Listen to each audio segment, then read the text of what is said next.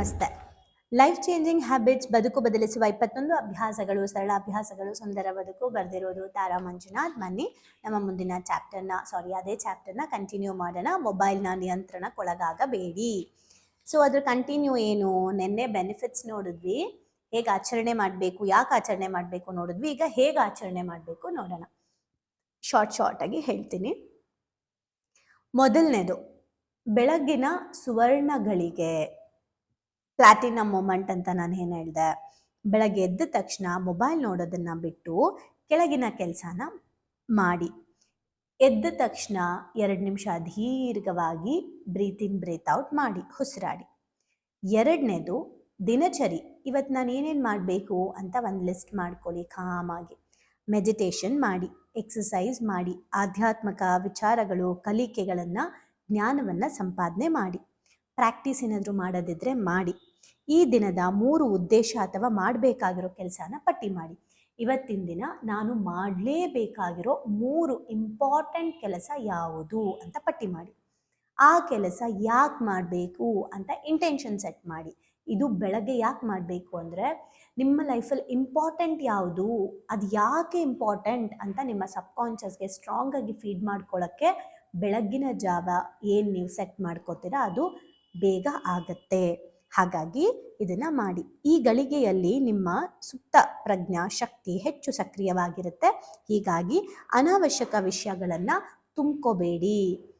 First thing, ಎದ್ದ ತಕ್ಷಣ breathe ಇನ್ breathe out ಮಾಡಿ, ಎಕ್ಸಸೈಸ್ ಮಾಡಿ, ಮೆಡಿಟೇಷನ್ ಮಾಡಿ, ಸ್ಪಿರಿಚುವಲ್ ಪ್ರಾಕ್ಟೀಸ್ ಮಾಡಿ, ಕಲ್ತ್ಕೊಳ್ಳಿ. ಇವತ್ತು ಇಂಪಾರ್ಟೆಂಟ್ ಏನು ಅಂತ ನೋಡ್ಕೊಳ್ಳಿ, ರಿಲ್ಯಾಕ್ಸ್ ಆಗಿ ನಿಮ್ಮ ಕೆಲಸ ಶುರು ಮಾಡಿ. ಇದು ಪ್ರತಿದಿನ ಹ್ಯಾಬಿಟ್ ಆಗಿಬಿಡ್ಬೇಕು, ಇದು ಅಡಿಕ್ಟ್ ಆಗಿಬಿಡ್ಬೇಕು. ಓಕೆ. ಎರಡನೇ ಹಂತ ಆಗಿದ್ರೆ ಬೆಳಗ್ಗೆ ಆಯಿತು, ಇಡೀ ದಿನ ಹೇಗಿರಬೇಕು, ಇಡೀ ದಿನ ಹೇಗೆ ಜಾಗೃತವಾಗಿರೋದು ಅಂದರೆ, ನಿಮ್ಮದೇ ಆದ ಒಂದು ಡಿಜಿಟಲ್ ಚೌಕಟ್ಟನ್ನು ಹಾಕ್ಕೊಳ್ಳಿ. ನೀವೇ ಒಂದು ಡಿಜಿಟಲ್ ಬೌಂಡ್ರಿನ ಹಾಕ್ಕೊಳ್ಳಿ. ಉಪಯುಕ್ತವಲ್ಲದ ನೋಟಿಫಿಕೇಷನ್ನ ಆಫ್ ಮಾಡಿ. ಕೆಲಸ ಮಾಡುವ ಸಮಯದಲ್ಲಿ ನಿಮ್ಮ ಮೊಬೈಲ್ನನ್ನು ಡು ನಾಟ್ ಡಿಸ್ಟರ್ಬ್ ಮೋಡಿಗೆ ಹಾಕಿ. ನನ್ನ ಫೋನ್ ಯಾವಾಗಲೂ ಡು ನಾಟ್ ಡಿಸ್ಟರ್ಬಲ್ಲೇ ಇರುತ್ತೆ. ಇತ್ತೀಚೆಗೆ ತೆಗ್ದೆ ನಾನು ನಮ್ಮ ಗುರುಗಳು ಅಂತ ಹೇಳಿದ್ನಲ್ಲ, ಈ ಬುಕ್ ಬರೆದಿರೋ, ಡೆಡಿಕೇಶನ್ ಮಾಡಿರೋದು. ಅವರ ಮಗಳು ಈಗ ಮಂಗಳೂರಲ್ಲಿ ಓದ್ತಾ ಇದ್ದಾಳೆ. ಸೊ ಅವಳ ಜೊತೆಗೆ ಕಮ್ಯುನಿಕೇಟ್ ಮಾಡೋಕ್ಕೋಸ್ಕರ ನಾನು ಅವಳಿಗೋಸ್ಕರ, ಬಿಕಾಸ್ ಅದು ನನ್ನ ಒಂದು ಖುಷಿ, ನಾನು ವಾಪಸ್ ಮಾಡ್ತಾ ಇದ್ದೀನಿ ಅಂತ. ಹಾಗಾಗಿ ಅವಳಿಗೋಸ್ಕರ ರಿಂಗಲ್ಲಿ ಇಟ್ಕೊಂಡಿದ್ದೀನಿ, ಅವಳಿಗೋಸ್ಕರ ಡು ನಾಟ್ ಡಿಸ್ಟರ್ಬ್ ಹಾಕ್ಕೊಂಡಿದ್ದೀನಿ ಅಷ್ಟೇ. ಆಯಿತಾ? ಡೈಲಿ ಅವಳಿಗೆ 7 ಮಿನಿಟ್ಸ್ ಟೈಮ್ ಕೊಡ್ತಾರೆ. ಸೊ 7 ಮಿನಿಟ್ಸ್ ಅಷ್ಟೇ ನಾನು ಅವಳ ಜೊತೆ ಮಾತಾಡಬೇಕು. ಅದಕ್ಕೆ ನಾನು ಇಟ್ಕೊಂಡಿದ್ದೀನಿ ಅದನ್ನು. ಆದರೆ ಪಾಪ ಕಾಲ್ ಮಾಡಿದಾಗ ಒಂದೊಂದ್ಸಲ ಎತ್ತದೇ ಇಲ್ಲ ನಾನು. ಓಕೆ. ಡು ನಾಟ್ ಡಿಸ್ಟರ್ಬಲ್ಲಿ ತೆಗ್ದಿದ್ರೂ, ರಿಂಗ್ ಇಟ್ಕೊಂಡ್ರು ನೋಡೋದೇ ಇಲ್ಲ. ನಾನು ಹೇಳ್ತೀನಿ ಸರ್ಗೆ, ಸರು ಅದೇ ಹೇಳೋದು, ನಿನ್ನ ಪ್ರಾಬ್ಲಮ್ ಏನಂದರೆ ನಿನ್ನ ಮೊಬೈಲೇ ಎತ್ತಲ್ಲ, ತೆಗಿಯಲ್ಲ. ನೀನು ಎತ್ತಿದ್ರೆ ಅವತ್ತೇನೋ ಒಂದು ಹಬ್ಬ ಆ ಥರ ಎತ್ತತೀಯ ಅಂತ. ನಂಗೆ ಅದು ಏನೋ ಗೊತ್ತಿಲ್ಲ ಸರ್, ನಂಗೆ ಮೊಬೈಲ್ ಅಂದ್ರೆ ದೂರ, ಲೈಕ್ ಮಾಡಿ ಎತ್ತಿಟ್ಬಿಡ್ಬೇಕು, ನಂಗೆ ಹತ್ರದಲ್ಲಿ ಇರಲೇಬಾರ್ದು ಅಂತ ಹೇಳ್ತಾ ಇದ್ದೆ ನಾನು. ಓಕೆ, ಗೊತ್ತಿಲ್ಲ ನಾನು ಏನು ಮಾಡಲಿ, ಆಯಿತಾ? ಅದಕ್ಕೆ ನಾನು ಅಂಥದ್ದಕ್ಕೆ ಕೆಲವೊಂದು ವರ್ಕೌಟ್ ಮಾಡ್ಕೊಳ್ತೀನಿ. ಪಾಪ ಅವಳಿಗೆ ಟೈಮ್ ಇರಲ್ಲ, ಇದೇ ಟೈಮ್ ಅಂತ ಇರಲ್ಲ. ಸೊ ಇದು ಒಂದು. ಹಾಗೆ ಅದಕ್ಕೋಸ್ಕರ ಈ ಥರ ಡು ನಾಟ್ ಡಿಸ್ಟರ್ಬ್ ಮೋಡ್ಗೆ ಹಾಕಿ, ನೋಟಿಫಿಕೇಷನ್ ಆಫ್ ಮಾಡಿಬಿಡಿ. ಆಯಿತಾ? ನೀವು ಮೊಬೈಲ್ ಬಳಸುವ ಸಮಯವನ್ನು ಲೆಕ್ಕದಲ್ಲಿಟ್ಟುಕೊಂಡು ಸ್ಕ್ರೀನ್ ಟೈಮರ್ ಅಥವಾ ಆ್ಯಪನ್ನು ಬಳಸಿ. ನಿಮ್ಮ ಏಕಾಗ್ರತೆ ಮತ್ತು ಕೆಲಸದ ತೀವ್ರತೆಯನ್ನು ಹೆಚ್ಚು ಮಾಡೋಕ್ಕೆ ಫಾರೆಸ್ಟ್ ಆ್ಯಪ್ ಬ್ಲ್ಯಾಕ್ ಅಂತ ಬರುತ್ತೆ. ಓಕೆ.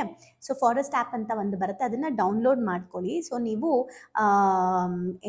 ನಿಮಗೆ ಅದು ಏನಾಗುತ್ತೆ, ಎಷ್ಟು ಮಿನಿಟ್ಸ್ ಮಾಡ್ತಾ ಇದ್ದೀವಿ ಅದೆಲ್ಲ ಟೈಮರೆಲ್ಲ ತೋರಿಸೋದು, ಇಷ್ಟು ಮಾತ್ರ ಬಳಸಬೇಕು, ನಿಮ್ಮ ಕೆಲಸ ಫೋಕಸ್ ಮಾಡಬೇಕು ಅನ್ನೋದಕ್ಕೆ ಅದು ನಮಗೆ ಪ್ರೋತ್ಸಾಹ ಕೊಡುತ್ತೆ. ವಿರಾಮದ ಸಮಯದಲ್ಲಿ ಮೊಬೈಲ್ನ ನೋಡೋ ಬದಲು, ಟೈಮ್ ಸಿಕ್ತು ಮೊಬೈಲ್ ತಗೋ, ಬೇಜಾರಾಯಿತು ಮೊಬೈಲ್ ತಗೋ, ಯಾರೂ ಇಲ್ಲ ಮೊಬೈಲ್ ತಗೋ ಅಂತ ಮಾಡೋದ್ರ ಬದಲು ಎದ್ಬಿಟ್ಟು ಓಡಾಡಿ, ಬಾಡಿ ಸ್ಟ್ರೆಚ್ ಮಾಡಿ, ನೀರು ಕುಡೀರಿ, ಆಚೆ ಹೋಗಿ ಡೀಪ್ ಬ್ರೀತ್ ಇನ್ ಬ್ರೀತ್ ಔಟ್ ಮಾಡಿ, ಫೋನ್ ಸೈಡ್ಗಿಡಿ, ಕೆಲಸ ಮಾಡಿ ಅಷ್ಟೆ. ಆಯಿತಾ?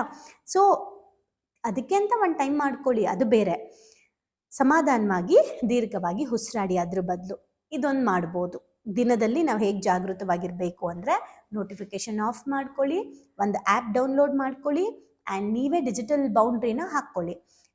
ನೆಕ್ಸ್ಟು, ಡಿಜಿಟಲ್ ಬೌಂಡ್ರಿ ಅಂದರೆ ಈಗ ಕೆಲವು ವ್ಯಕ್ತಿಗಳು, ನೆಗೆಟಿವ್ ವ್ಯಕ್ತಿಗಳು ಬೇಡಪ್ಪ ಸಾಕು ಫ್ರೆಂಡ್ಶಿಪ್ಪು ಅಂತ ಅನ್ಸಿದ್ರೆ ಒಂದು ಬೌಂಡ್ರಿ ಹಾಕೊಳ್ತೀರಾ. ಅಥವಾ ಅವ್ರನ್ನ ನೀವೇ ಹಾಳು ಮಾಡ್ತಾ ಇರ್ತೀರೋ, ಅಥವಾ ಅವರೇ ನಿಮ್ಮನ್ನು ಹಾಳು ಮಾಡ್ತಿರ್ತಾರೋ, ಅದಕ್ಕೊಂದು ಬೌಂಡ್ರಿ ಹಾಕೊಂಡ್ಬಿಡಿ. ಹಾಗೆ ಮೊಬೈಲ್ ನನ್ನನ್ನು ಹಾಳು ಮಾಡ್ತಿದ್ಯೋ, ನಾನೇ ಮೊಬೈಲ್ ಹಾಳು ಮಾಡ್ತಿದ್ದೀನೋ, ಅದಕ್ಕೊಂದು ಬೌಂಡ್ರಿ ಹಾಕ್ಬಿಡಿ. ಎಷ್ಟು ಬೇಕು ಅಷ್ಟರಲ್ಲಿ ಇರು ಅಂತೀವಲ್ಲ, ಹಾಗೆ ಯಾರನ್ನ ಎಲ್ಲಿ ಇಡ್ಬೇಕು ಅಲ್ಲಿ ಇಡಬೇಕು, ಎಷ್ಟಲ್ಲಿ ಇಡ್ಬೇಕು ಅಷ್ಟಲ್ಲಿ ಇಡಬೇಕು ಅಂತೀವಿ ಅಲ್ಲ, ನಾವು ಎಲ್ಲರನ್ನೂ ಹಾಗೆ ಇಡಬೇಕು ಒಂದು ಬೌಂಡ್ರಿ ಅಂತ. ಮೊಬೈಲ್ಗೂ ಆ ಬೌಂಡ್ರಿ ಬೇಕು. ಸೊ 3ನೇ ಹಂತ ಸಂಜೆ ಟೈಮಲ್ಲಿ ಹೇಗೆ ಅಂದರೆ, ಮಲಗೋ 1 ಗಂಟೆ ಮುಂಚೆ ಮೊಬೈಲ್ನ ಬಳಸಬೇಡಿ. ಯಾಕೆ ಅಂದರೆ ಮೊಬೈಲ್ ಅಥವಾ ಡಿಜಿಟಲ್ ವಸ್ತುಗಳಿಂದ ಬ್ಲೂ ಲೈಟ್ ಬ್ಲೂ ಲೈಟ್ ಅಂತ ಏನು ಬರುತ್ತೆ, ಅದು ಡೈರೆಕ್ಟಾಗಿ ಬ್ಲೂ ರೇಸ್ ಅದು ನಮಗೆ ಬರುತ್ತೆ ಕಣ್ಣಿಗೆ. ಅದರಿಂದ ನಮ್ಮ ರೆಟಿನಾ ಹಾಳಾಗುತ್ತೆ, ನಮ್ಮ ಕಣ್ಣಿನ ದೃಷ್ಟಿ ಹಾಳಾಗುತ್ತೆ. ಮತ್ತು ಇದು ಮೆಲೋಟೋನಿನ್ ಅನ್ನೋ ಒಂದು ಏನಂತಾರೆ ಹಾರ್ಮೋನ್ನ ತಗ್ಗಿಸುತ್ತೆ. ಮೆಲೋಟೋನಿನ್ ಅನ್ನೋದು ನಿದ್ದೆಗೆ ಹೋಗೋಕ್ಕೆ ಬೇಕಾಗಿರುವಂತಹ ಒಂದು ಹಾರ್ಮೋನ್, ಅದನ್ನು ಕಡಿಮೆ ಮಾಡಿಬಿಡುತ್ತೆ. ಸೊ ಇದು ನಿದ್ದೆಗೆ ಸಹಾಯ ಮಾಡುವಂಥ ಹಾರ್ಮೋನ್ನ ಕಡಿಮೆ ಮಾಡುತ್ತೆ. ಮೆಲೋಟೋನಿನ್ ಅಂದರೆ ನಿದ್ದೆ ಬರಬೇಕು ಅಂತಂದರೆ ಹಾರ್ಮೋನ್ ರಿಲೀಸ್ ಆಗಿರಬೇಕು, ಅದನ್ನು ಕಡಿಮೆ ಮಾಡಿಬಿಡುತ್ತೆ. ಅದನ್ನು ಕಡಿಮೆ ಮಾಡಿದಾಗ ನಿದ್ದೆ ಬರಲ್ಲ. ಸೊ ನಿದ್ದೆಗೆ ನಮ್ಮ ನಿದ್ದೆಯಲ್ಲಿ ನಮ್ಮ ನಿದ್ದೆಯನ್ನು ಕುಂಠಿತಗೊಳಿಸುತ್ತೆ. ಯಾವಾಗ ನಿದ್ದೆ ಸರಿಯಾಗಿ ಮಾಡಲ್ವೋ ಬೆಳಗ್ಗೆ ಬಾಡಿ ಎದ್ದೊಳಕ್ಕೆ ಕಷ್ಟಪಡುತ್ತೆ. ಸೊ ಸುಸ್ತು ಜಾಸ್ತಿ ಆಗುತ್ತೆ. ಯಾಕಂದರೆ ನಿದ್ದೆ ಅನ್ನೋ ಕಾನ್ಸೆಪ್ಟ್ ಇರೋದೇ ರೆಸ್ಟ್ ಮಾಡಬೇಕು ಅಂತ. ಬೆಳಗಿಂದ ಸಂಜೆ ತನಕ ದುಡಿತೀವಲ್ಲ, ಅದಕ್ಕೆ ಬಾಡಿಗೂ, ಮೈಂಡಿಗೂ, ಎಮೋಷನ್ಸ್ಗೂ, ಮಿಷಿನ್ಸ್ಗೂ, ಗಾಡಿಗಳಿಗೂ ರೆಸ್ಟ್ ಬೇಕು. ನೀವು ನೋಡಿ, ಯಾವುದೇ ಗಾಡಿ ಆಗಲಿ, ನೀವು ಇಲ್ಲಿಂದ ಡೆಲ್ಲಿಗೆ ಹೋಗ್ತೀರಾ ಅಂದರೆ ಆಯ್ತಪ್ಪ, ನಿಮ್ಗೆ ಊಟ ತಿಂಡಿ ಎಲ್ಲ ನಿಮ್ಮ ಕಾರಲ್ಲೇ ಕೊಡೋದು, ನೀವು ವಾಶ್ರೂಮ್ಗೆ ಹೋಗೋ ಅಗತ್ಯನೂ ಇಲ್ಲ ಅಂದ್ಕೊಳ್ಳಿ. ನಾನ್ ಸ್ಟಾಪ್ ನೀವು ಇಲ್ಲಿಂದ ಡೆಲ್ಲಿಗೆ ಡ್ರೈವ್ ಮಾಡ್ತೀರಾ ಅಂದ್ಕೊಳ್ಳಿ, ನಿಮ್ಮ ಬಾಡಿ ಸಪೋರ್ಟ್ ಮಾಡುತ್ತೆ ಅಂದ್ಕೊಳ್ಳಿ. ಬಟ್ ಗಾಡಿ ಹೀಟ್ ಆಗುತ್ತೆ, ಇಂಜಿನ್ ಪ್ರಾಬ್ಲಮ್ ಆಗುತ್ತೆ. ಗಾಡಿನ ನಾವು ಇಷ್ಟು ಅವರ್ ಆದಮೇಲೆ ನಿಲ್ಲಿಸಬೇಕು, ಇಷ್ಟು ಗಂಟೆ ನಿಲ್ಲಿಸಬೇಕು, ಅದಕ್ಕೆ ರೆಸ್ಟ್ ಕೊಡಬೇಕು, ಇಂಜಿನ್ ಕೂಲ್ ಆಗಬೇಕು, ಮತ್ತು ಹೋಗಬೇಕಲ್ವಾ. ಗಾಡಿಗೂ ಹೇಗೆ ಇಷ್ಟಿಷ್ಟು ಸಮಯ ಅಂತ ರೆಸ್ಟ್ ಬೇಕೋ, ಬಾಡಿಗೂ ಅಷ್ಟಿಷ್ಟು ಸಮಯ ರೆಸ್ಟ್ ಬೇಕು. ಅದಕ್ಕೆ ಇರುವಂತಹ ಏಕೈಕ ಅಂಶ ನಮಗೆ ಬೇಕಾಗಿರೋದು ಅಂದರೆ ನಿದ್ದೆ. ಅದನ್ನೇ ಹಾಳು ಮಾಡುತ್ತೆ ರಾತ್ರಿ ಮೊಬೈಲ್ನ ನಾವು ನೋಡೋದ್ರಿಂದ. ಊಟ ಆದಮೇಲೆ ಇಂಪಾರ್ಟೆಂಟ್ ಟಾಪಿಕ್ ಇದೆಯಾ, ಒಂದು 10 ಮಿನಿಟ್ಸ್ ನೋಡಿಬಿಟ್ಟು ಎತ್ತಿಟ್ಬಿಟ್ಟು ದೂರದಲ್ಲಿಟ್ಬಿಟ್ಟು ಬಂದು ಮಲ್ಕೊಂಬಿಡಿ. ಅಲಾರಾಮ್ನ ದೂರದಲ್ಲಿಟ್ಬಿಟ್ಟು ಬಂದು ಮಲ್ಕೊಂಬಿಡಿ, ಚೆನ್ನಾಗಿ ನಿದ್ದೆ ಬರುತ್ತೆ. ಓಕೆ, ಫಸ್ಟು ನಿದ್ದೆ ಬರ್ತಿಲ್ಲ, ಇನ್ನೊಂದ್ಸಲ ಫೋನ್ ತೊಗೊಳ್ಳೋಣ ಅನಿಸ್ತಿರುತ್ತೆ. ಬಟ್ ಅದರ ಅಗತ್ಯ ಇಲ್ಲ ಅಂತ ನೀವು ಸೆಟ್ ಮಾಡ್ಕೊಳ್ಳಿ. ಸೊ ಇದ್ರ ಜೊತೆಗೆ ಈಗ ಈ ಕೆಲಸವನ್ನು ಮಾಡಿ, ಅದ್ರ ಬದಲು 2 ಪುಟ ಪುಸ್ತಕವನ್ನು ಓದಿ, ನಿಧಾನವಾಗಿ ಸ್ಟ್ರೆಚ್ ಮಾಡ್ತಾ ದೀರ್ಘವಾಗಿ ಉಸಿರಾಡಿ. ರಾತ್ರಿ ಹೊತ್ತು ಸ್ಟ್ರೆಚ್ ಮಾಡಿ ಬಾಡಿನ. ಒಂದು ಬುಕ್ ಒಂದು ಸ್ವಲ್ಪ ಓದಿ, ಬೇಕಿದ್ರೆ 1-2 ಪುಟ, ಅದೂ ಜಾಸ್ತಿ ಅಡಿಕ್ಷನ್ ಅಲ್ಲ. ರಾತ್ರಿ ಎಲ್ಲ ನಿದ್ದೆ ಬರೋ ತನಕ ಬುಕ್ ಓದ್ತೀನಿ, ಅದು ಒಳ್ಳೆ ಅಭ್ಯಾಸ ಅಲ್ಲ. ಬುಕ್ಕೇ ಆಗಲಿ ಏನೇ ಆಗಲಿ, ನೀವು ನಿದ್ದೆ ಬಿಟ್ಟು ಮಾಡ್ತಾರೋ ಯಾವ ಕೆಲಸನೂ ಒಳ್ಳೇದಲ್ಲ. ನಿದ್ದೆ ಟೈಮಲ್ಲಿ ನಿದ್ದೆನೇ ಮಾಡಬೇಕು, ಆಯಿತಾ. 1-2 ಪುಟ ಓದಿ, ಬೇಕಿದ್ರೆ ನಿಮಗೆ ನೈಟ್ ಒಳ್ಳೆ ವಿಚಾರ, ಮತ್ತಿನ್ನೇನೋ ಕಾದಂಬರಿಗಳಂತೆ ಏನೋ ಓದಬೇಡಿ. ದಯವಿಟ್ಟು ಪಾಸಿಟಿವ್ ವಿಚಾರಗಳನ್ನು ಓದಿ ಮಲ್ಕೊಳ್ಳಿ, ಆಯಿತಾ. ಸ್ಟ್ರೆಚ್ ಮಾಡಿ ಬಾಡಿನ. ಸೊ ಧನ್ಯತಾ ಭಾವದಿಂದ ಅವತ್ತಿನ ದಿನಾನ ಕ್ಲೋಸ್ ಮಾಡಿ. ಇವತ್ತಿನ ದಿನ ತುಂಬ ಗ್ರ್ಯಾಟಿಟ್ಯೂಡ್ ಲೆವೆಲಲ್ಲಿ ಕ್ಲೋಸ್ ಮಾಡಿ. ನಮ್ಮ ಆತ್ಮೀಯರೊಂದಿಗೆ ಎದುರು ಬದುರು ಕೂತು ಮಾತಾಡಿ, ಮೊಬೈಲ್ ಮೂಲಕ ಅಲ್ಲ. ನಿಮಗೆ ಇನ್ನಷ್ಟು ಲಾಭ ಕೊಡುವ ಈ ಕೆಲಸವನ್ನು ವಾರಕ್ಕೊಂದ್ಸಲ ಮಾಡಿ. ವಾರಕ್ಕೊಂದ್ಸಲ 4ರಿಂದ 6 ಗಂಟೆ ನೀವು ಸಂಪೂರ್ಣವಾಗಿ ಆಫ್ಲೈನ್ ಮಾಡಿ. ವಾರದಲ್ಲಿ 1 ದಿನ, ಈಗ ಫಾರ್ ಎಕ್ಸಾಂಪಲ್ ಸಂಡೇ ನಿಮ್ದು ಏನು ಕೆಲಸ ಇರುತ್ತೆ ಅದು ಮುಗಿದ ಮೇಲೆ ಆಫ್ಲೈನ್, ನೆಟ್ ಯೂಸ್ ಮಾಡಬಾರ್ದು. ಕಾಲ್ ಬರುತ್ತಾ, ಮಾತಾಡಿ. ಕಾಲ್ ಬಂದರೆ ಎಮರ್ಜೆನ್ಸಿ ಮಾತಾಡುವಂಥದ್ದನ್ನು ಕಾಲ್ ರಿಸೀವ್ ಮಾಡಿ, ರಿಂಗಲ್ಲಿ ಇಟ್ಕೊಳ್ಳಿ, ಎಲ್ಲ ಮಾಡಿ. ಆನ್ಲೈನ್ಗೆ ಹೋಗ್ಬೇಡಿ.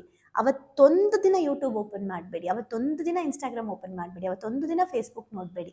ಓಕೆ, ಅಂದರೆ ನೀವೊಂದು ಟೈಮ್ ಸೆಟ್ ಮಾಡಿರ್ತೀರಾ. ಫಾರ್ ಎಕ್ಸಾಂಪಲ್ ಇವಾಗ ಒಂದು 7 ಗಂಟೆ ಆಯಿತು, ಅದಾದಮೇಲೆ 9 ಗಂಟೆಯಿಂದ, ಬೆಳಗ್ಗೆ 9 ಗಂಟೆಯಿಂದ ಮಧ್ಯಾಹ್ನ ಎಷ್ಟು ಗಂಟೆ ತನಕ ನಾನು ಮೊಬೈಲ್ ನೋಡಲ್ಲ ಅಂತನೋ, ಅಥವಾ ಮಧ್ಯಾಹ್ನದಿಂದ ಸಂಜೆ ಮೇಲೆ ಮೊಬೈಲ್ ನೋಡಲ್ಲ ಅಂತನೋ, ಒಟ್ಟಿನಲ್ಲಿ 4 to 6 ಅವರ್ಸ್ ಆಫ್ಲೈನ್ ಮಾಡಿ. ನೆಟ್ ಡಾಟಾ ಉಳಿಯುತ್ತೆ, ಓಕೆ, ನಿಮ್ಮ ಜೀವ ಉಳಿಯುತ್ತೆ, ಕಣ್ಣು ಉಳಿಯುತ್ತೆ. ಸೊ ಮೊಬೈಲ್, ಲ್ಯಾಪ್ಟಾಪ್, ಸಾಮಾಜಿಕ ಜಾಲತಾಣಗಳು ಅಷ್ಟಾಗಿ ಬೇಡ. ಬದಲಿಗೆ ಪ್ರಕೃತಿಯೊಂದಿಗೆ ಮಾತಾಡಿ, ಮಕ್ಕಳೊಂದಿಗೆ ಆಟ ಆಡಿ, ಧ್ಯಾನ ಮಾಡಿ, ಹೊಸದಾಗಿ ಏನಾದರೂ ಕಲೀರಿ. ಇದೆಲ್ಲದರಲ್ಲೂ ಮೌನವನ್ನು ಗಮನಿಸಿ, ಅನುಭವಿಸಿ. ಈ ಮೌನ ಖಂಡಿತವಾಗಿಯೂ ನಿಮ್ಮ ಜೀವನಕ್ಕೆ ಅದ್ಭುತಗಳನ್ನು ಸೃಷ್ಟಿ ಮಾಡುತ್ತೆ. ತುಂಬ ಜನ ನಂಗೆ ಕೇಳ್ತಿರ್ತಾರೆ, ಮ್ಯಾಮ್ ನಿಮ್ಗೆ ಇಷ್ಟು ಕೆಲಸ ಮಾಡೋಕ್ಕೆ ಟೈಮ್ ಎಲ್ಲಿದೆ ಅಂತ. ಖಂಡಿತ ನಾನು ಒಪ್ಕೊಳ್ತೀನಿ, ತುಂಬ ಸ್ಕೆಡ್ಯೂಲ್ಸ್ ಇದೆ, ನಾನು ಇಲ್ಲ ಅಂತ ಹೇಳಲ್ಲ. ಓಕೆ, ನಾನಿನ್ನೂ ತುಂಬ ಕಲಿತಾನೇ ಇದ್ದೀನಿ, ಇನ್ನೂ ಸಾಕಷ್ಟು ಕೋರ್ಸ್ಗಳನ್ನು ನಾನು ಮಾಡ್ತಾನೇ ಇದ್ದೀನಿ. ಯಾಕೆ ಮಾಡ್ತಾ ಇದ್ದೀನಿ ಅಂದರೆ, ನಮ್ಮ ಭಾವನೆಗಳಿಗೊಂದು ಶಾಲೆಗೆ ಬರುವಂಥ ವ್ಯಕ್ತಿಗಳಿಗೆ ಎಲ್ಲೆಲ್ಲೋ ಹೋಗಿ ಕನ್ಫ್ಯೂಷನ್ ಮಾಡ್ಕೊಳ್ಳೋದ್ರ ಬದಲು ಒಂದೇ ಒಂದು ರೂಫ್ ಕೆಳಗಡೆ ಎಲ್ಲ ಬೆಸ್ಟನ್ನ ಕೊಡಬೇಕು ಅಂತ ನನ್ನ ಆಸೆ. ಸೊ ನೀವು ಅದನ್ನ ಅಲ್ಲೋಗಿ ಇದನ್ನ ಇಲ್ಲೋಗಿ ಅನ್ನೋದ್ರ ಬದಲು ಎಲ್ಲವೂ ಒಂದರಲ್ಲೇ ಸಿಗಬೇಕು ಅಂತ. ಅದರಲ್ಲೂ ನಮ್ಮನ್ನು ಎಕ್ಸ್ಪೀರಿಯನ್ಸ್ ಮಾಡ್ತಿರೋರಿಗೆ ಗೊತ್ತಿದೆ. ಹೇಗೆ ಅಂತಂದರೆ, ಈಗ ನೀವು ಯಾವುದೋ ಕೋರ್ಸ್ ಮಾಡೋಕ್ಕೆ ಒಂದನ್ನು ಕಲಿತೀರಾ ಅಂದರೆ ಅದಕ್ಕೆಷ್ಟು ದುಡ್ಡು ಕೊಡ್ತೀರೋ, ಒಂದು 4 ಕೋರ್ಸ್ ಮಾಡೋಕ್ಕೆ ಹೊರಗಡೆ ನೀವು ಏನೋ 4 ವಿಷಯ ಕಲಿಯೋಕ್ಕೆ ನೀವೆಷ್ಟು ದುಡ್ಡು ಕೊಡ್ತೀರೋ ಅಷ್ಟೇ ವಿಷಯನ ನೀವಿಲ್ಲಿ ನಮ್ಮ ಎಂಟರ್ ಕೋರ್ಸ್ಗೆ ಕೊಡ್ತೀರಾ. ಅಂದರೆ 10 ಲೆವೆಲ್ ಬಿಟ್ಟು, money first level, second level, health first level, second level, spiritual first level, second level, ಆಮೇಲೆ ಎಲ್ಲವೂ ಸೇರಿಸಿ ಸಂಬಂಧ 4th ಲೆವೆಲ್ ಬಿಟ್ಟು ಪಿತೃಶುದ್ಧಿ ಆಗಿರ್ಬೋದು, ಹುಣ್ಣಿಮೆ ಧ್ಯಾನ ಆಗಿರ್ಬೋದು, ಹ್ಯಾಬಿಟ್ ಬಿಲ್ಡಿಂಗ್ ಆಗಿರ್ಬೋದು, ಆಮೇಲೆ ಪೇರೆಂಟಿಂಗ್ ಆಗಿರ್ಬೋದು, ಇವೆಲ್ಲವೂ ಕೂಡ ಎಷ್ಟೊಂದು ಆ ಕೋರ್ಸ್ ಬಿಟ್ಟು ಇನ್ನೂ ಎಷ್ಟೊಂದು ನಾವು ವಾಪಸ್ ಕೊಡ್ತೀವಿ. ಯಾಕೆ ಅಂದರೆ, ನಾನು ಅದನ್ನೇ ಹೇಳ್ತಾ ಇದ್ದೆ ನನ್ನ ಟೀಮಿಗೆ, ನಾನು ಕೊಲಾಬ್ರೇಷನ್ ಮಾಡ್ಕೊಬೇಕಾಗತ್ತಲ್ವ. ಇವಾಗ ಮಕ್ಕಳ ಸೆಷನ್ಸ್ಗಳನ್ನ ನಾನು ಬೇರೆ ಕಡೆಯಿಂದ ಖರ್ಚು ಮಾಡಿಸ್ತೀವಿ. ಅವ್ರು ಏನು ಫೀಸ್ ಹೇಳ್ತಾರೆ ನಾವು ಆ ಫೀಸ್ ತೊಗೊಳ್ಳೇಬೇಕು. ನಾವು ಹಾರ್ಡ್ಲಿ ಅಮ್ಮಮ್ಮ ಅಂದರೆ ಒಂದು 250 to 300 ಇಟ್ಕೋತೀವಿ. ಓಕೆ, ಮಿಕ್ಕಿದ್ದು ನಾವು ಅವ್ರಿಗೆ ಚಾರ್ಜ್ ಪೇ ಮಾಡ್ತೀವಿ, ಹೇಳಿಬಿಟ್ಟೆ ನಾವು ಮಾಡ್ತೀವಿ, ಇಷ್ಟು ನಾವು ಚಾರ್ಜ್ ಮಾಡ್ತಿದ್ದೀವಿ ಅಂತ. ಫುಲ್ 1 year ನಾವು ಮಾಡೋದು ನಾವು 15 days ಅವ್ರು ಬಂದು ಹೇಳ್ಕೊಡ್ತಾರೆ, ಹೋಗ್ತಾರೆ. ಅಷ್ಟಕ್ಕೆ ನಾವು ಮಿನಿಮಮ್ 4,000 to 5,000 ಅವ್ರಿಗೆ ಕೊಡಬೇಕಾಗತ್ತೆ. ಒಂದು ಕೋರ್ಸ್ಗೆ 7,200 ಚಾರ್ಜ್ ಮಾಡ್ತಾರೆ. ಸೊ 2 ಕೋರ್ಸ್ಗೆ 14,400 ಆಯಿತು. ಓಕೆ, ಅವ್ರ ಹತ್ರ ಕಲಿಯೋಕೆ ನಾವು ಬಲ್ಕಲ್ಲಿ ಕೊಡ್ತೀವಿ ಅಂತ ಒಪ್ಪಿಸಿ ಒಂದು 4,000ಗೋ ಹೇಗೋ ಮಾತಾಡ್ಕೊಂಡು ಮಾಡ್ತೀವಿ. ಸೊ ಅಂದರೆ ಒಂದೊಂದು ಕೋರ್ಸ್ಗಳನ್ನ ಇನ್ನು ಮಿಕ್ಕಿದ್ದೇನು ಬರುತ್ತೆ ಅದರಲ್ಲಿ ಇದು ಮಾಡ್ತೀವಿ. ನನ್ನ ತಲೆಯಲ್ಲಿ ಏನಿದೆ ಅಂದರೆ, ಏನೇನು ನಾವು ಬೇರೆಯವ್ರನ್ನ ಕಲಿಸ್ತಾ ಇದ್ದೀವೋ ಅದನ್ನೆಲ್ಲ ನಾನೇ ಸ್ವತಃ ಕಲಿಯೋಣ ಅಂತ. ಯಾಕಂದರೆ 7,000 ಕೊಡೋದನ್ನ ನಾನು 2,000 ಕೊಡೋಣ, 10,000 ಕೊಡೋದನ್ನ ನಾನು 1,000 ಕೊಡೋಣ. ಸೊ ನನಗೆ ಹೆಂಗಿದೆ ಅಂತ ಅಂದರೆ, ಎಷ್ಟೋ ಕೋರ್ಸು ನಾನು ಫ್ರೀಯಾಗಿ ಕೊಡಬೇಕು ಅನ್ನೋದು ನನ್ನ ತಲೆಯಲ್ಲಿ ತುಂಬ ಇದೆ. ನನ್ನ ಟೀಮವ್ರು ರೇಗಿಸ್ತಾ ಇರ್ತಾರೆ, ಮ್ಯಾಮ್ ನಿಮ್ಗೇನಾದರೂ ಈ ಏನು ಮೆಡಿಟೇಷನ್ ಸೆಂಟ್ರ್ ಮಾಡಬೇಕು, ಇದೆಲ್ಲ ಏನು ಡ್ರೀಮ್ ಇಲ್ಲ ಅಂದಿದ್ರೆ ಮೇ ಬಿ ನೀವು ಸುಮ್ಮನೆ ಕೊಟ್ಕೊಂಡು ಹೋಗ್ಬಿಡ್ತಿದ್ರಿ ಅನ್ಸುತ್ತೆ ಅಂತ. ಇಷ್ಟು ವರ್ಷ ಅದನ್ನೇ ಮಾಡಿರೋದು. ಈಗಲೇ ಹೌದಪ್ಪ, ಇದೊಂದು ಎನರ್ಜಿ ಎಕ್ಸ್ಚೇಂಜ್ ಮಾಡಿ ನಾನು ಆ ಹಣದಲ್ಲಿ ಏನೋ ಸಮಾಜಕ್ಕೆ ವಾಪಸ್ ಮಾಡಬೇಕು ಅಂತ ಮಾಡ್ತಿರೋದು. ಅಂದರೆ ಇಷ್ಟೆಲ್ಲ ಕೆಲಸಗಳು ಮಾಡೋದಕ್ಕೆ ಟೈಮ್ ಎಲ್ಲಿ ಸಿಗ್ತಿದೆ ಅಂದರೆ, ನಾನೇ ಅಬ್ಸರ್ವ್ ಮಾಡಿದ್ದೀನಿ, ತುಂಬ ಮೊಬೈಲ್ ನಾನು ಬೇಡವಾಗಿರೋದನ್ನು ನೋಡಲ್ಲ, ಯೂಸ್ ಮಾಡಲ್ಲ, ಬಹಳ ರೇರು. ಅದು ನಂಗೆ ಗೊತ್ತು. ಸೊ ಯಾಕೆ ಹೇಳ್ತಾ ಇದ್ದೀನಿ ಅಂದರೆ, ನಮ್ಮ ಮೊಬೈಲ್ ನಮ್ಮ ಸಮಯವನ್ನು ಹಾಳು ಮಾಡ್ತಾ ಇದೆ. ಸಮಯ ಇಲ್ಲ ಅನ್ನೋರು ಕೂತ್ಕೊಂಡು ಯೋಚನೆ ಮಾಡಿ ಮೊಬೈಲ್ಗೆ ಎಷ್ಟು ಸಮಯ ಕೊಡ್ತಾ ಇದ್ದೀರಾ ಅಂತ ನಿಮಗೆ ಗೊತ್ತಾಗುತ್ತೆ. ಅದೇ ಸಮಯನ ನಿಮ್ಮ ಜೀವನದ ಸ್ಕಿಲ್ ಡೆವಲಪ್ಮೆಂಟ್ ಮೇಲೆ ಕೊಡಿ. ಆ ಥರ ನಮ್ಮ ಭಾವನೆಗಳಿಗೊಂದು ಶಾಲೆಯಲ್ಲಿ ತುಂಬ ಜನ ಸ್ಕಿಲ್ ಡೆವಲಪ್ ಮಾಡಿಕೊಂಡು ಇವತ್ತು ಹೊಸ ಹೊಸ ಬಿಸ್ನೆಸ್ನ ಸ್ಟಾರ್ಟ್ ಮಾಡಿ ದುಡ್ಡು ಸಂಪಾದನೆ ಮಾಡ್ತಾ ಇದ್ದಾರೆ. ಸೊ ಫೋನಲ್ಲಿ ಆಲ್ಮೋಸ್ಟ್ ಆಫ್ಲೈನಲ್ಲೇ ಇರ್ತಾರೆ. ಓಕೆ, ಸೊ ಮಾಡಿ, ನಿಮಗೆ ಗೊತ್ತಾಗುತ್ತೆ. ಸೊ ಇನ್ನು ಜೀವಂತ ಉದಾಹರಣೆ ಏನು ಅವೆಲ್ಲವೂ ಕೂಡ ನಾಳೆ ನೋಡೋಣ. ಇಷ್ಟು ವಿಷಯ ತಿಳ್ಕೊಂಡ್ವಿ ಅಲ್ವಾ? ಏನು ಅರ್ಥ ಆಯಿತು? ಏನು ಅಳವಡಿಸ್ಕೊಳ್ತೀರಾ? ಹೇಗೆ ಅಳವಡಿಸ್ಕೊಳ್ತೀರಾ ಅದನ್ನು ಕಮೆಂಟ್ ಮಾಡಿ. Thank you. ಭಾವನೆಗಳಿಗೊಂದು ಶಾಲೆಗೆ ಬಂದು ತುಂಬಾ ಖುಷಿ ಆಯ್ತು. ಲೈಫಲ್ಲಿ ತುಂಬಾ ಅಂದ್ರೆ ತುಂಬಾ ಕ್ಲಾರಿಟಿ ಬಂದಿದೆ. ತುಂಬಾನೇ ಬದಲಾವಣೆ ಆಗಿದೆ. ನಂಗೆ ತುಂಬಾ ಖುಷಿ ಇದೆ ನಾನು ಇಲ್ಲಿಗೆ ಬಂದಿರೋದು. ನನಗೆ ತುಂಬಾ ಖುಷಿ ಆಗ್ತದೆ. ಪ್ರತಿಯೊಂದಕ್ಕೂ ಸ್ಫೂರ್ತಿ ಸಿಕ್ಕಿದೆ, ನೆಮ್ಮದಿ ಸಿಕ್ಕಿದೆ. ಒನ್ ವರ್ಡ್ ಅಲ್ಲಿ ಹೇಳ್ಬೇಕಂದ್ರೆ ಇಟ್ ಈಸ್ ಅಲ್ಟಿಮೇಟ್. ಲೈಫ್ ತುಂಬ ಕಾಂಪ್ಲಿಕೇಟ್ ಅಂದ್ಕೊಂಡಿದ್ದೆ, ಬಟ್ ಈ ಕ್ಲಾಸಿಗೆ ಸೇರಿದ್ಮೇಲೆ ತುಂಬ ಈಸಿಯಾಗಿ ಅರ್ಥಪೂರ್ಣವಾಗಿ ಹೇಗೆ ಜೀವಿಸ್ಬೇಕು ಅನ್ನೋದು ಗೊತ್ತಾಯಿತು. ಆಕ್ಚುಲ್ ಆಗಿ ನಂಗೆ ತುಂಬಾ ಖುಷಿ ಇದೆ ನಾನು ಇಲ್ಲಿಗೆ ಬಂದಿರೋದು. ಈ ಒಂದು ವರ್ಕ್ಶಾಪ್ ಬಂದಿರೋ ಉದ್ದೇಶ ಅಂದರೆ, ತಾರಾ ಮೇಡಮು ಏನೇ ಕೊಟ್ಟರು ಒಂದು ಅದ್ಭುತವಾಗಿ ಸ್ಪೆಷಲ್ ಆಗಿ ಕೊಡ್ತಾರೆ ಅನ್ನೋ ನಂಬಿಕೆ ಇದೆ. ಈ ಒಂದು ವರ್ಕ್ಶಾಪಲ್ಲಿ ಇನ್ನೂ ಅದ್ಭುತವಾಗಿ ಸಿಗ್ತದೆ ಅಂತ ನಂಬ್ಕೊಂಡು ಬಂದಿದ್ದೀನಿ. ಖಂಡಿತ ಆಗುತ್ತೆ. ಡೈಲಿ ಹೊಸ ಟಾಪಿಕ್ ನಾವು ಡೈಲಿ ವೇಟ್ ಮಾಡ್ತಾ ಇರ್ತೀವಿ, ಇವತ್ತೇನು ಹೇಳ್ಕೊಡ್ತಾರೆ, ನಾಳೆ ಏನು ಹೇಳ್ಕೊಡ್ತಾರೆ ಅಂತೇಳಿ. ನಾನು ಎಲ್ಲರಿಗೂ ಹೇಳೋದಷ್ಟೇ, ಅವ್ರು ಕೊಡೋ ಎಲ್ಲ ಟಾಸ್ಕ್ನು ಚೆನ್ನಾಗಿ ಫಾಲೋ ಅಪ್ ಮಾಡಿದರೆ ನಿಮ್ಮ ಜೀವನ ಇನ್ನೂ ತುಂಬ ಚೆನ್ನಾಗಿರುತ್ತೆ. ಎಜುಕೇಶನ್ ಬಂದ್ಮೇಲೆ ನನ್ನ ಲೈಫ್ ಸೇವ್ ಆಯ್ತು ಅಂತಾನೆ ಹೇಳ್ಬೋದು. ಸೊ ಬಹಳನೇ ಖುಷಿ ಇದೆ. ನಮ್ಮನ್ನ ನಾವು ಟ್ರಾನ್ಸ್ಫಾರ್ಮ್ ಮಾಡ್ಕೊಂಡು ಈ ಹ್ಯಾಬಿಟ್ಸ್ ಎಲ್ಲ ನಾವು ಇನ್ಸ್ಟಾಲ್ ಮಾಡ್ಕೊಂಡ್ರೆ ನಮ್ಮ ಲೈಫ್ ಖಂಡಿತವಾಗ್ಲೂ ಸಕ್ಸಸ್ಫುಲ್ ಆಗುತ್ತೆ ಅಂತ ಅಂದ್ಬಿಟ್ಟು. ಸೊ ನಿಮ್ಮ ಲೈಫ್ ಚೇಂಜಿಂಗ್ ಟ್ರಾನ್ಸ್ಫಾರ್ಮೇಶನ್ ಅಂತ ಅಂದ್ರೆ ಇದಕ್ಕೆ ಎಮೋಜಿಮ್ is the most and main ಕಾರಣ ಅಂತಾನೆ ಹೇಳ್ತೀನಿ. ಎಕ್ಸ್ಪ್ರೆಸ್ ಮಾಡ್ಬೇಕಂದ್ರೆ ಒಂದು ವರ್ಡು ಅದು ಭಾಳ ಚಿಕ್ಕದಾಗತ್ತೆ. ಅದು ಏನಂತಂದ್ರೆ ಥ್ಯಾಂಕ್ ಯು ಅನ್ನೋಂಥ ವರ್ಡ್ ಮಾತ್ರ ನಾನು ಎಕ್ಸ್ಪ್ರೆಸ್ ಮಾಡ್ಬೋದು. ಒಂದೊಂದು ಸ್ಟೆಪ್ಪಲ್ಲೂ ನಾವು ಚೇಂಜ್ ಆಗ್ತಿದ್ದೀನಿ ಅನ್ನೋದು ತುಂಬ ನನಗೆ ಅಳವಡಿಕೆ ಆಗ್ತಿದೆ. ಮತ್ತು ಎಲ್ಲ ಸ್ಕೂಲು ಕಾಲೇಜ್ಗಳಲ್ಲೂ ಇದೊಂದು ಸಬ್ಜೆಕ್ಟ್ ಅಂತ ಇಡಬೇಕು ಮಕ್ಕಳಿಗೆ. ಎಲ್ರಿಗೂ ಯೂಸ್ ಆಗುವಂಥ ಕ್ಲಾಸ್ ಇದು, ಯೂನಿಕ್ ಆಗಿದೆ. ಇಮೋಜಿಮ್ ಟೀಮ್ಗೆ ಥ್ಯಾಂಕ್ ಯು. ಇದೆಲ್ಲ ನಡೆಸ್ತಾ ಇರುವಂಥ ತಾರಾ ಮೇಡಮ್ಗೆ, ಸಂದೇಶ್ ಸರ್ಗೆ, ಜೊತೆಗೆ ಎಮೋಜಿಮ್ ಟೀಮ್ಗೆ thank you so much. So ಯಾರ್ಯಾರೆಲ್ಲ ಸೇರ್ಕೊಂಡಿಲ್ಲ ದಯವಿಟ್ಟು ಸೇರ್ಕೊಳ್ಳಿ. So it is very utilising. Life long ಯಾರಿಗಾದ್ರೂ ಚಿರಋಣಿಯಾಗಿರ್ತೀವಿ ಅಂದರೆ ಅದು ಸಂದೇಶನ ಮತ್ತು ತಾರಾ. ಸೊ ಬನ್ನಿ ಪಾವನಿಗಳಿಗೊಂದು ಶಾಲೆನ ಎಂಟರ್ ಆಗಿ ಅದನ್ನ ಫೀಲ್ ಮಾಡಿ. ಅಂದರೆ ರಿಕ್ವೆಸ್ಟ್ ಮಾಡ್ಕೊತಿದ್ದೀನಿ ನಿಮಗೆ, ಇದರಿಂದ ಲಾಸ್ ಆಗೋದಂತೂ ಏನೂ ಇಲ್ಲ, ಬಟ್ ಲೈಫಲ್ಲಿ ತುಂಬಾನೇ ಪಡ್ಕೊತೀನಿ ನಾನು. ಅದಕ್ಕೆ ನಾನು ಶೋರ್ ಗ್ಯಾರಂಟಿ ಕೊಡ್ತೀನಿ ನಾನು. ಎಲ್ಲೋ thank you to Tara ma'am and Sandesh sir. Thank you to whole my ಎಮೋಜಿಮ್. Thank you.